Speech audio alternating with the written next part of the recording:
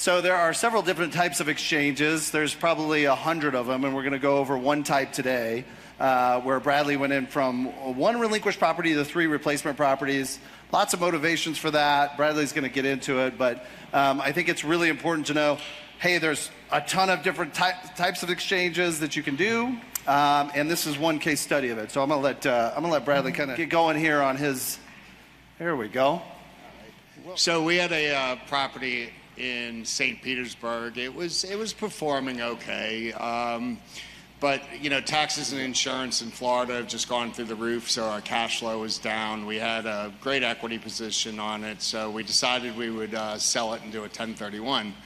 And this was our second or third 1031 we did with Michael. And what was interesting about this one is we bought 3 properties and we used 3 different styles to buy them. One of the properties that we bought was a cash purchase. We bought that one. We bought a turnkey property that the seller actually allowed us to fill the vacancies with our own people while we were pending.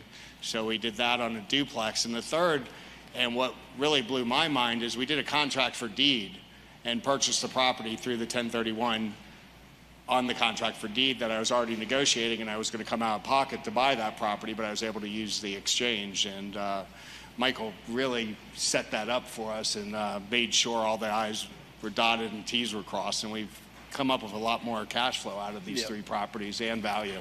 Yeah, we're going to go under the hood on a contract for deed here in a little bit, but I'll get granular with a contract for deed and a 1031 exchange. But let's look at the relinquished property, Brad.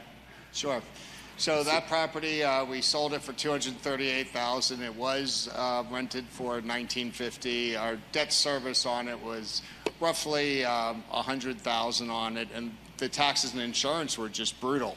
So the hurricane, we had the 2 back-to-back hurricanes, and all the trees seemed to have fallen on this house. So our tenant, who was long-term on it, she had to move because the power lines went down and the electric company shut down our power. We couldn't get power back on it for a while, so we lost a 10-year tenant, and we looked at it and said, let's sell it at that point. So we cleaned it up, put a new roof on it, cleaned up the damage from literally all the trees in the neighborhood seemed to have fallen on that one house.